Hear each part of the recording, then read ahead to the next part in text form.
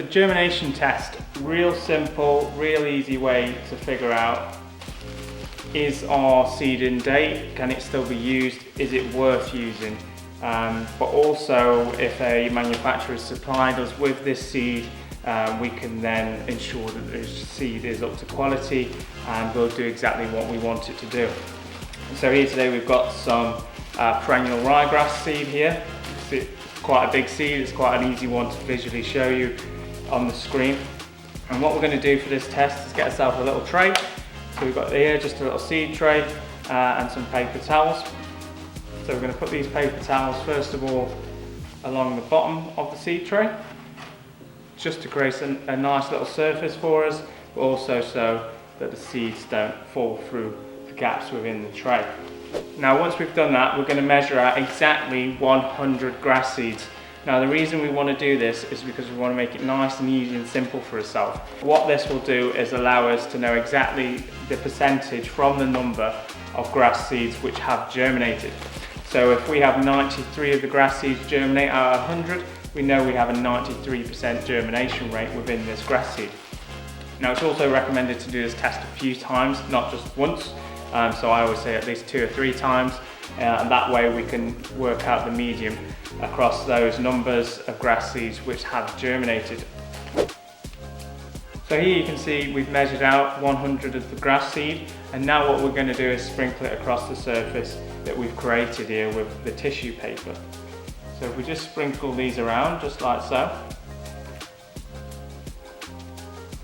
So now we know there's exactly 100 there.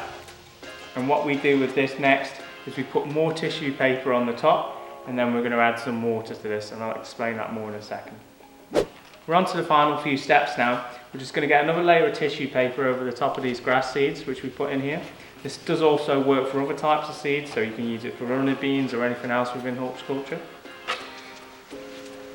We'll open those up. We have that there. Now we have the surface is covered, the grass seed is between those 2 trays of paper.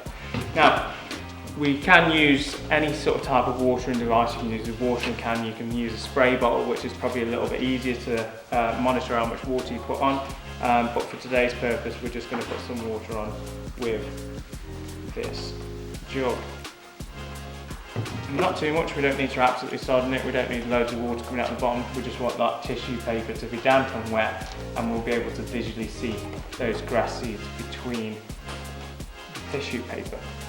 Now we don't want them all in one little bunch either, it's nice to spread them out, make the most of your tray or your area, and make sure it's nice and wet, as I say. So now that we've done that, what we can do is we can then go and store this, preferably somewhere with direct sunlight would be nice, and also we have to try and keep it wet and moist.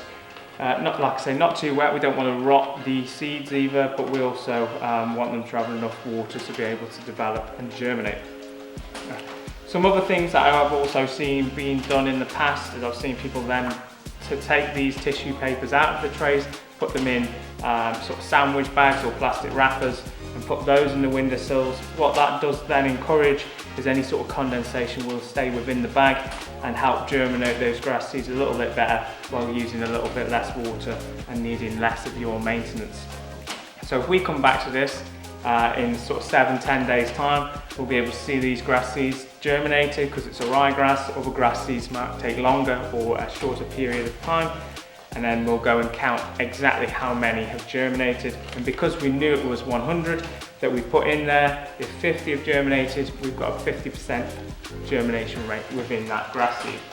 So as I mentioned, we can work out if this grass seed is going to have the potential impact that we want to have it on that surface.